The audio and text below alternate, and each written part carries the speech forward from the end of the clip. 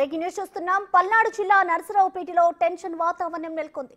TDP నాయకులు రెండు వర్గాలుగా విడిపోయి రాలురువుకున్నారు. దీంతో పలువురు నాయకులకు గాయాలయ్యాయి. ఎమ్మెల్యే అరవింద్ బాబు సర్ది చెప్పే ప్రయత్నం చేసినా ఫలించలేదు.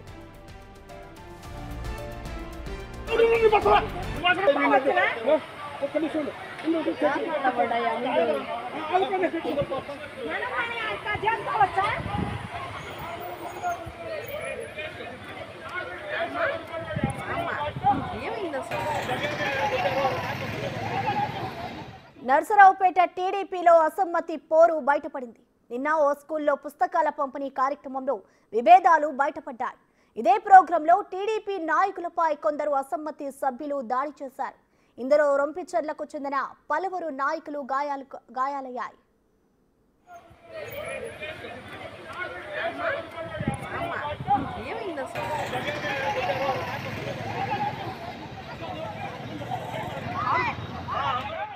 దీనిపై ఇరు వర్గాలను సర్ది చెప్పి పార్టీ ఆఫీస్ కి పిలిపించి మాట్లాడారు ఎమ్మెల్యే అరవింద్ బాబు.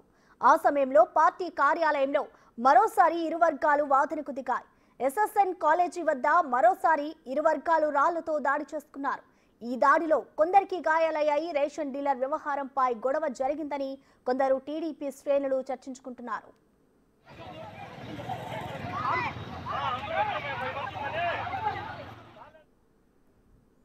గొడవకి సంబంధించిన కంప్లీట్ డీటెయిల్స్ మా ప్రతినిధి సాయి శంకర్ అందిస్తారు. సాయి శంకర్, చెప్పండి, ఆ టీడీపీ శ్రేణులు రెండు వర్గాలుగా విడిపోవడానికి గల కారణాలేంటి? ప్రస్తుతం అక్కడ పరిస్థితి ఎలా ఉంది సాయి శంకర్? నర్సరాబాద్ టీడీపీలో కానీ అదేవిధంగా అక్కడ ఉన్నటువంటి కూటమి నేతల్లో వరుసగా వివాదాలు అయితే చోటు చేసుకుంటున్నాయి.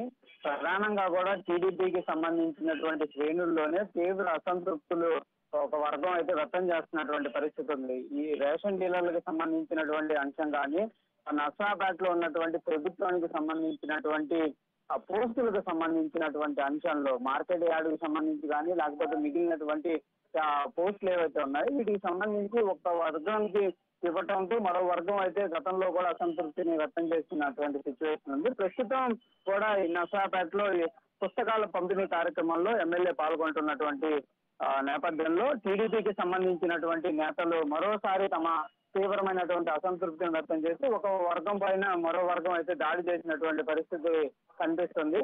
అయితే దీనికి సంబంధించి గతంలో కూడా ఎమ్మెల్యే పలుమార్లు కూడా టీడీపీ నేతలందరినీ కూడా పిలిపించి వాళ్ళ మధ్య కూడా సయోధ్యం చేయాలనే విధంగా కూడా ప్రయత్నం చేసిన అప్పటికీ కూడా ఎక్కడా కూడా సయోధ్యులు అనేది కుదురుతున్నటువంటి సిచ్యువేషన్ అయితే కనిపించినటువంటి లేదనే విధంగా చెప్పొచ్చు. ఎందుకంటే టీడీపీకి సంబంధించినటువంటి అనేక మంది నేతలు అనేక ఆశావాహులు ఎక్కువగా ఉండటం, ఇది కూటమి నేతలు కూడా ఆశావాహులుగా ఉండటం, ఇదంతా కూడా ప్రస్తుతానికి నర్సరాబాద్లో అయితే కలకలాలు రోజు రోజుకి ఏదో ఒక అంశంలో కూడా తీవ్రమైనటువంటి అసంతృప్తులు అయితే వ్యక్తం చేస్తున్నటువంటి పరిస్థితి అయితే కనిపిస్తుంది. అయితే మొత్తంగా మాత్రం నిన్న చూస్తే పార్టీకి సంబంధించినటువంటి నేతలు దాడులు చేసుకోవడం, ఇరు వర్గాలు కూడా రాళ్లు దాడి చేస్తున్నటువంటి అక్కడ జరిగినటువంటి పరిస్థితి. రాళ్ల దాడిలో రొంపిచెర్లకు సంబంధించినటువంటి ముఖ్య నేతలు వాళ్ళందరూ కూడా గాయాలైనాయి. అయితే ప్రస్తుతం అయితే ఎమ్మెల్యే వాళ్ళందరినీ కూడా దాడి చేసిన వాళ్ళని, దాడిలో గురైనటువంటి వర్గాలు వాళ్ళందరినీ కూడా పిలిపించి మాట్లాడేటటువంటి ప్రయత్నం చేస్తున్నా కూడా సయోధ్య అనేది వస్తున్నటువంటి పరిస్థితి అయితే లేదు.